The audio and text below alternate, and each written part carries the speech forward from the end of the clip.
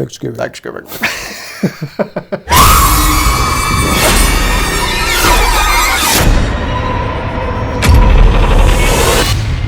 Thanksgiving. Well, we almost got something as good as the Thanksgiving trailer. Look, I'm going to start off by saying that set it up. I'm not an Eli Roth fan whatsoever. Neither am I. I think the reason why the man has a career is because most of his movies were marketed with Quentin Tarantino Presents. Correct. And so I remember back in the day, oh, have you seen Hostel? Quentin Tarantino's new movie? Yeah.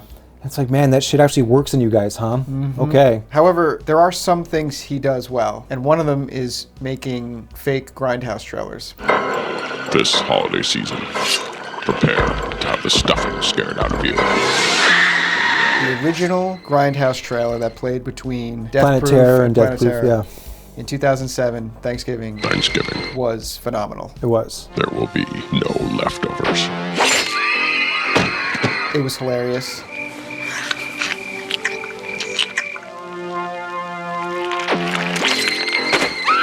It was done in the 1980s, 70s grindhouse style. Yes. The humor was ridiculous. The kills were fantastic. Yeah.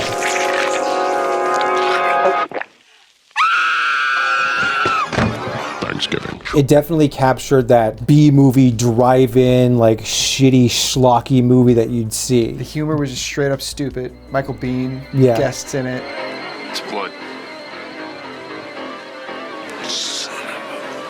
It's fantastic. So then you think, okay, that's just done. Here we are, what is it, 15 years later or something? Yep. Probably more. And he's doing the full movie now.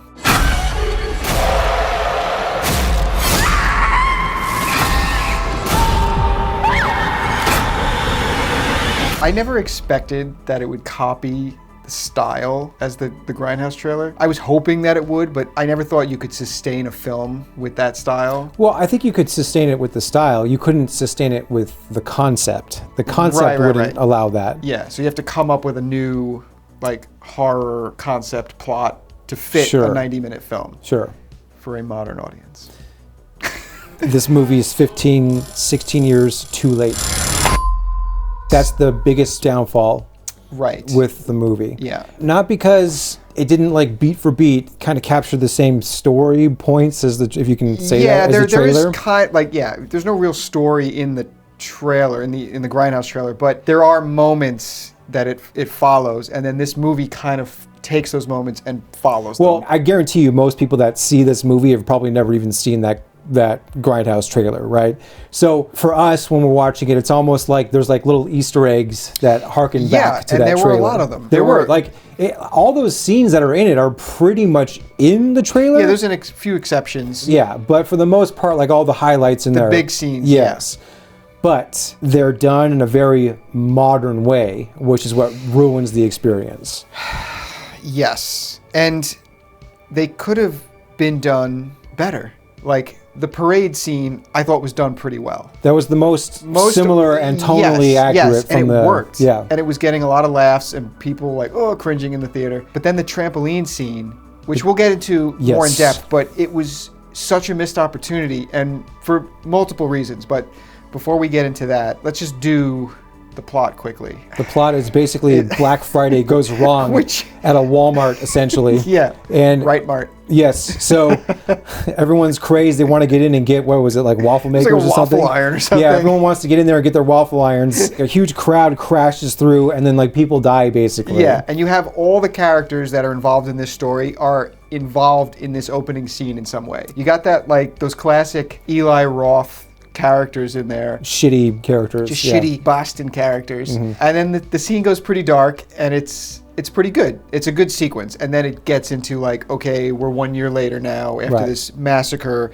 And they kind of set up, like, all these different characters in that opening scene that could potentially have a motive to be the John Carver Pilgrim killer. Now, there's a killer who is trying to get revenge on all the people that were involved in letting that massacre take place. Yes. Yeah, so he starts going around now in his pilgrim attire, just taking people out one by one. I have two positive things to say about the film, and that's one of them. Like, if you're going to do an expanded plot based on just like a stupid trailer, that's kind of an interesting way to go about Sure, it. the revenge angle's always a good Yeah, and then like angle. you had like the social commentary about consumerism or whatever in the course, beginning. But that's fine. I'm cool with that. You know what I mean? Like, not the first movie to do that. It's not the first movie they to run do that. rampant on Black Friday. Yeah, Absolutely. It's just a common joke in these types of movies. There's like the Krampus, how it starts out. It's with the exactly how slow motion Krampus stuff. starts, Yes. like with the craziness in the store. Yeah, like they use the Black Friday as like the catalyst to get it going. Right. All right. But the motive ultimately doesn't really come back to that at all. It's kind of just the catalyst in the beginning and like a very underlying theme in the film, but it's not really the focus. It's not why he's doing it. Right. Our killer.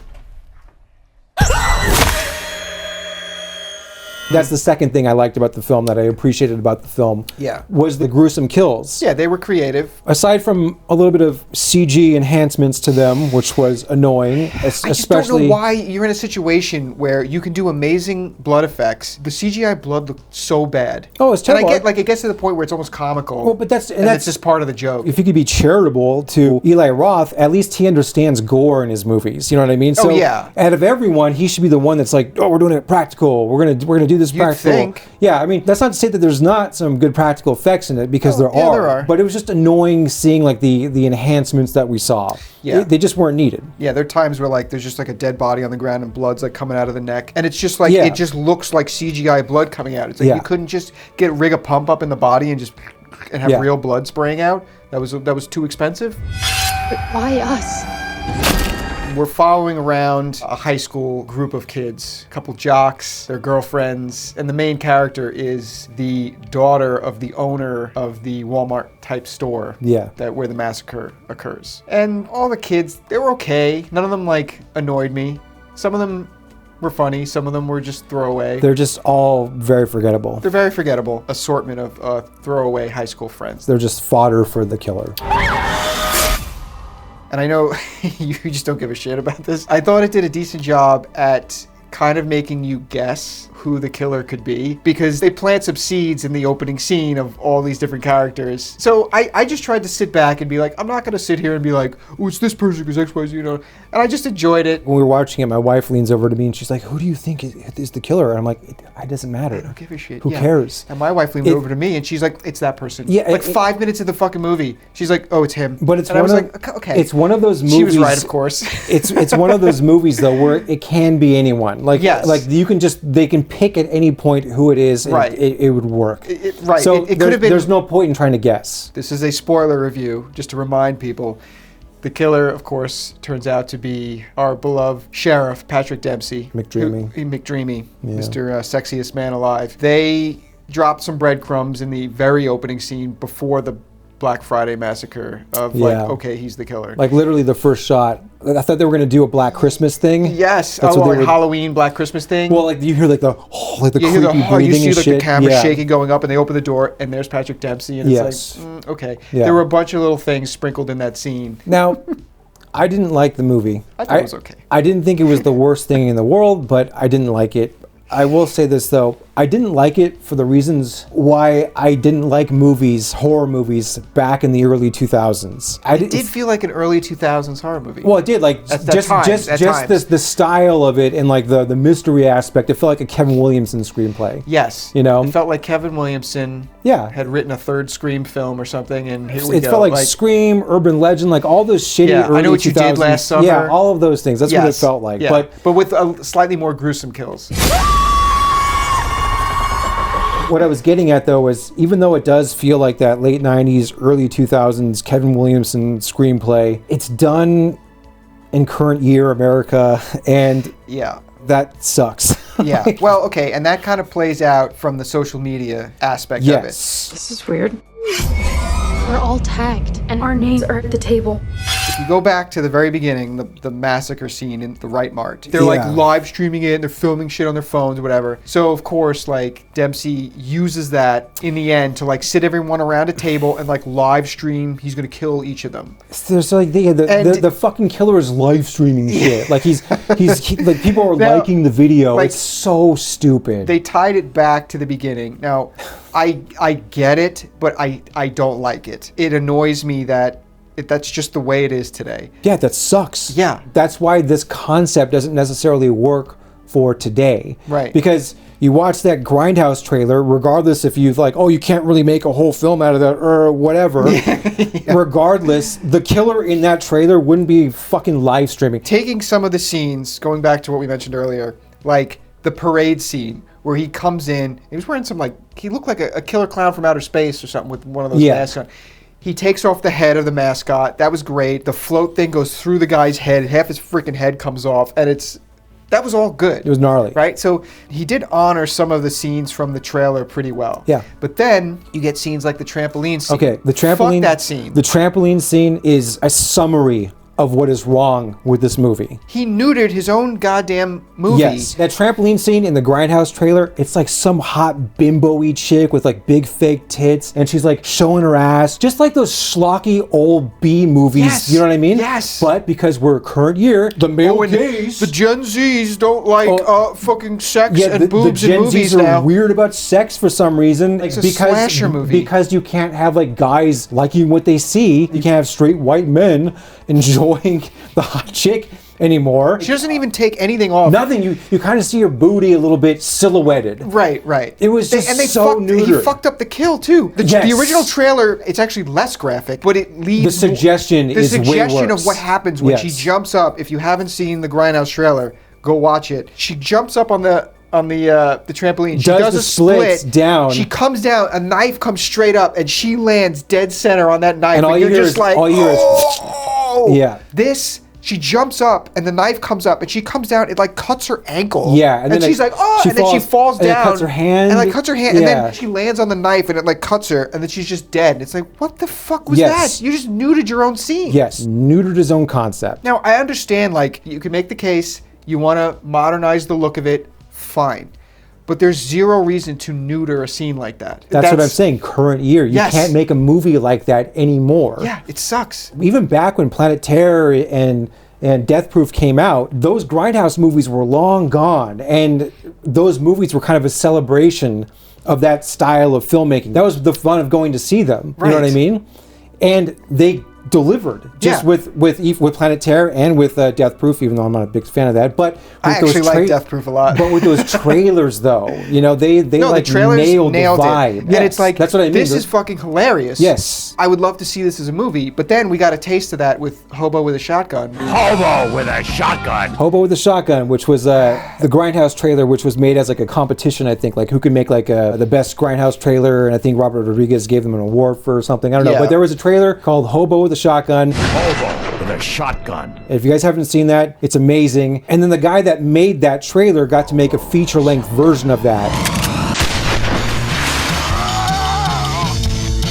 And sort of the same thing with this movie happened there. Yeah, it's neutered. It's neutered. It's just they kind of missed the point of their own Grindhouse trailer. Just because like, oh, now we have to expand this to like a feature film. It's like, fine, you could still tell a story and make it great like that. But they're like, well, no, now we have to like pivot away from that because now we're doing it at a feature length. It's like, there are Grindhouse feature length movies from back in the day. Just watch a few of them. Yes, exactly. It's almost like they had to Hollywoodize their own material. Yeah, because I could see studios coming in and being like, well, we got to get the largest audience possible for these types of movies, and the filmmaker's like, well, this is the only chance I might get to make this movie, so got to do it. Yeah. And then they neuter the shit out of it. It's just weird what they neuter, though, because they have no problem with some of the violence, which I appreciated. No, the violence is there. Yes, but when it comes to like the sex stuff and like showing off skin, whoa. Oh yeah, there's none of it. Like they're fucking prudes about that. Right, and you'd think like all these kids, like you have 3 couples. Yeah. Right, and none of them at any point do they like hook up. Yeah, or do anything. Yeah, and normally in these kinds of movies, you have like the horny couple. They're like all over each other. You know what I mean? None of that. Nothing. They're like all asexual. Like it's so bizarre. What the fuck is wrong with them? The trailer, the original Grindhouse trailer, half the scenes in that trailer are like people about to hook up. Is the one girl about to hook up with like 2 separate guys? Yeah. And they both die, which is hilarious. Yes. And then you get like the humor of the original trailer, which obviously the tone completely shifted in this, humor-wise. Now you get the humor of the kids, whereas in the original, you get the guy like dips his finger in some blood for like a headless body. He's like, it's blood. Michael Biehn's like, son of a bitch. Son of a bitch. That's the that tone. tone encompasses exactly what the new movie should have been, and it's completely absent. Yeah, there are some people that are going to be like, oh, what do you expect? They can't like make a whole 90-minute movie out of that. Yeah, they can make it out of that. It's called Airplane, or like, you know, movies that could do stupid humor well. Even if you grant that argument, okay, but they still could have at least captured the same tone of that trailer, and they didn't. They failed miserably at that. Now, there are people who will say, like, if the trailer never even existed. The trailer never existed, how would you look at this movie as a standalone movie? And I'd probably rank it a little higher, and I'd say I enjoyed it a little more because I wouldn't know that existed. However, I do know it exists, so it does hurt it, in my opinion, a little bit. Now, I think I definitely liked it more than you. However, I could still acknowledge all these problems. Ranking wise, I think I know I'm probably going to go a little higher than you on this one. Well, we'll see. We'll see. You know, I ended up at a 6.5. Oh shit! Out of 10. I'm telling you, I didn't dislike it as much as you. I actually enjoyed it because I'm trying to separate it from that trailer. If I were to really focus on that trailer, like this movie deviated so far from this Grindhouse trailer, I'd probably be closer to like a 5. But I did enjoy it more than I thought I was going to, because I went in with extremely low expectations, knowing like they're not going to honor this trailer. So for me, I can set aside the fact that it's not like the Grindhouse trailer. That's annoying, mostly because like what we've been saying throughout this entire review. Yeah. Tonally, they did not capture it. That's just such a missed opportunity. Correct. But like what I said early on, I didn't like the movie because I kind of disliked it for the reasons why I used to dislike horror movies back in the early 2000s. Yeah. It felt very much like that, just like frustrating, stupid characters with dumb motivations. Like these kids are watching their friends die, but yet they're still functioning fine. Yeah. Like, you know what I mean? That's true. Just dumb shit like that. I can't fucking stand that in movies. And this movie does that. But at the same time, it's kind of refreshing to hate a movie for those reasons as opposed to hating it for like ideological reasons. You know, everything is just so politically infused nowadays. And this didn't suck for those reasons. Right. I gave this one a 4 out of 10. Wow. Yeah. That's a big divide for us. It is. That's probably our biggest divide. Was I bored?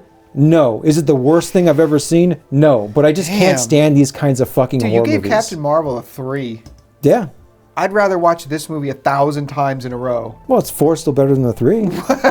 Marginally. Now, in terms of some agenda stuff, I wouldn't even call it agenda stuff. It just felt like this is just the way young people are today. This is the way modern movies are made, and this is how young people are, unfortunately, nowadays. It just felt like it was just mirroring the current generation. Do I look at that as agenda, or just here's a mirror being held up to the way fucking kids are today? We were talking about how men and women in this movie, in a lot of cases, their characters were kind of like appropriately masculine and appropriately feminine. Yes. Especially with the dynamic of the high school kids. Right. But there was that one scene at the end where they escape the dinner scene. What did you say? We were watching it. No, there's a scene where they're escaping the killer, basically. Yeah. And like all the stuff goes wrong, and while they're doing it, the guy kind of turns to the girl and is like, "What do we do? What do I do? What do we do?" Yeah. And it's like, bro, asking the girl, "What are you gonna do?" Right. And he's like the big jock. Yeah. And it's like, here's what you're gonna do. You're gonna fucking rush that guy and tackle him because you're a fucking football player, and I'm a fucking 5'2" girl. It could be argued that just in that moment he was like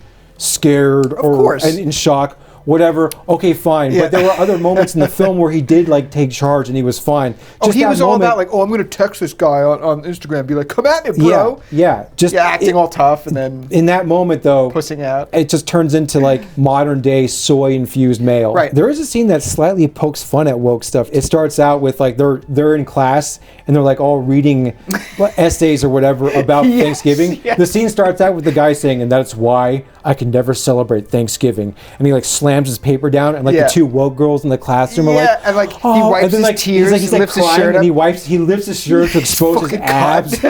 He's got like fucking washboard. So he's totally exploiting the woke chicks to get laid. So he could get the girls. Yeah. And then like he's walking out of the classroom and they're like on his arm. Yeah, that was kind of funny. That whole scene was just kind of poking fun at it. Like it didn't go to the point where it felt like they were preaching anything to us. No, they were poking fun at the way things are nowadays. Exactly. Yeah. Where are you going? Rainbow rating. Yeah, I'll probably give it a 1.5. Okay, I was gonna go 1. Yeah, it's there, and it's mostly just because kids are pussies nowadays. Yeah.